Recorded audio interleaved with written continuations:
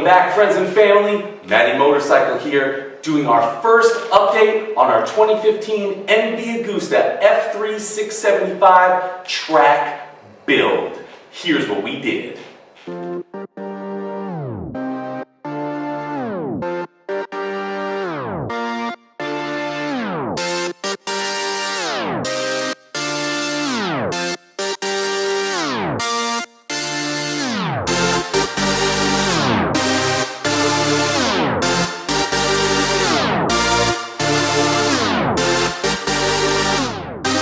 This is a dedicated track bike. We'll see about racing, but for right now, track days, this is the machine to have. So, most noticeably, as you can tell, we have done a full set of Sharkskins track fairings. Now, I did get them used, and 100% we are going to get these repainted.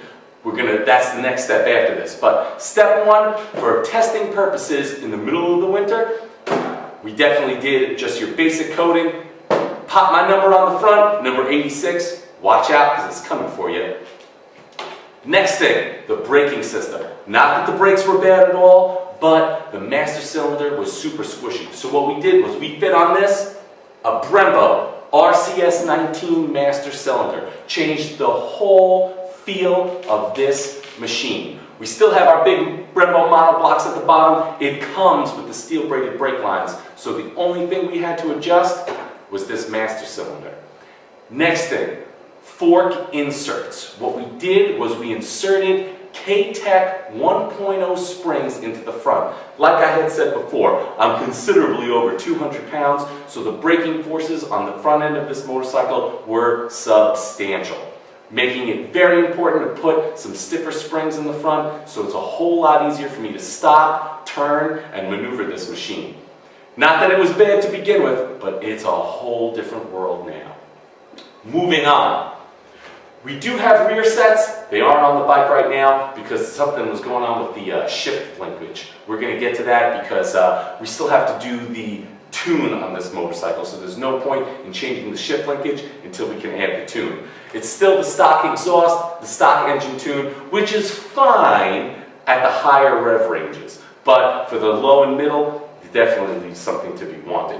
We still have to add on that auto blipper. It comes stock with a quick shifter, but once I have that auto blipper, boy, look out! Going into corners is going to be a whole different story. The biggest thing you can do for your health of your motorcycle is change the rubber where it meets the road. So what the first thing we did with this is we switched out the front and rear tires to Pirelli's SC1 compound slicks. These give you grip unparalleled. It's like a little tiny Italian man jumps out the side of your bike and holds you up at lean angle. 180/60 profile in the back. What it does is picks that butt up just enough where your turn-in is completely changed. In here, we have a Penske race reel shock. Again, 1.0 springs, because I'm a little heavier. A lot of guys can get away with 0.9 or 0.95, but 1.0 for the chunky dude. Few things that we're going to still change is the exhaust. As everybody can tell, my ABS system is still there. Not that ABS is a bad thing, but all you racers know, as soon as that front brake lever starts pumping, you know you're in trouble. You went in too deep and you're out braking your ABS system, and it puts you in a really precarious situation. So the ABS system is gonna have to be deleted. Because it's Italian, it has a little extra nuances that we're gonna have to deal with. So that's gonna be a work in progress. Another huge advantage to motorcycle handling, stomp grips. Whatever you like, you need something that's gonna make your hips hold on to the tank of the motorcycle better. All the professionals out there, so your Marc Marquez's, particularly Lorenzo, we're going to miss you, and your Valentino Rossi's, all the top guys in the world have custom-made fuel tanks built around their thighs and hips and the way they like a motorcycle to fit around them. Us mortals, who can't get custom-made tanks because they're tens of thousands of dollars, stomp grips are definitely the way to go. Makes the bike handle so much better because you have that much more control over what the middle of the motorcycle is doing. You always want to keep your butt and as much body weight as you can over the rear shock because that's what's connecting you to the road. this helps you stay there.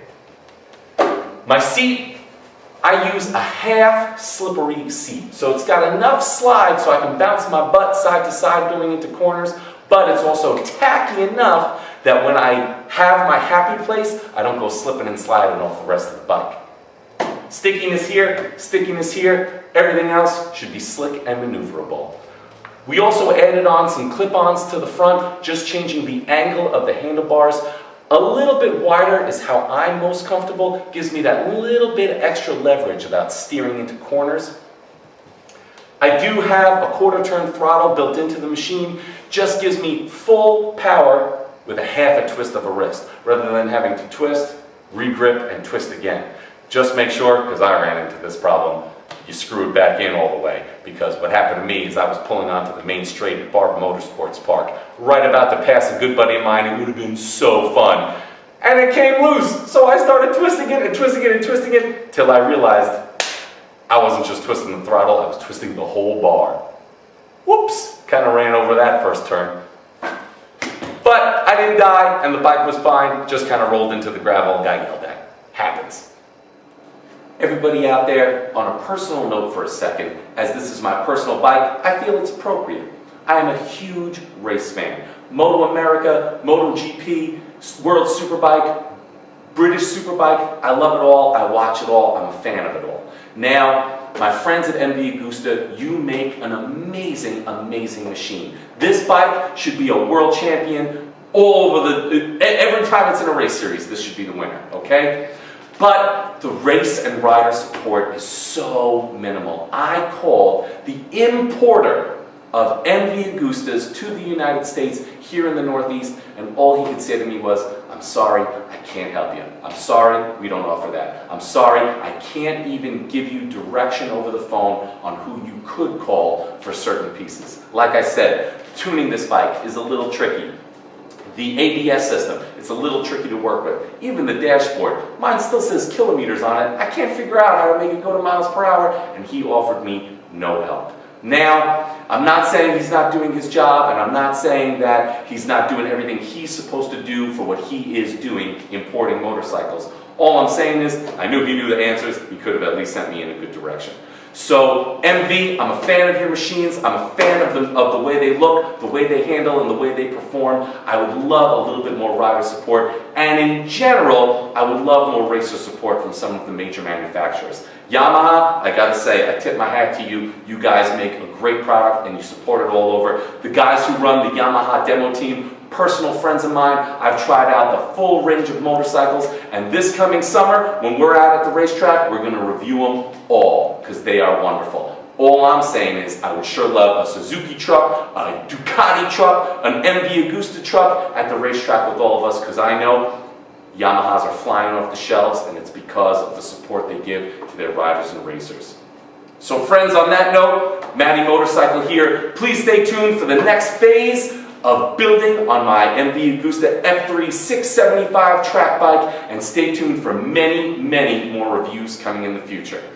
If you dig it, like, subscribe, share with your friends, leave me a note in the comments telling me the type of motorcycles you'd like to see. We love performance, but we're not afraid to do some cruisers, some Harleys, some GS's, any kind of adventure bike you like. I love them all, and I can appreciate them all. So we'll see you on the next episode. Thanks, everybody.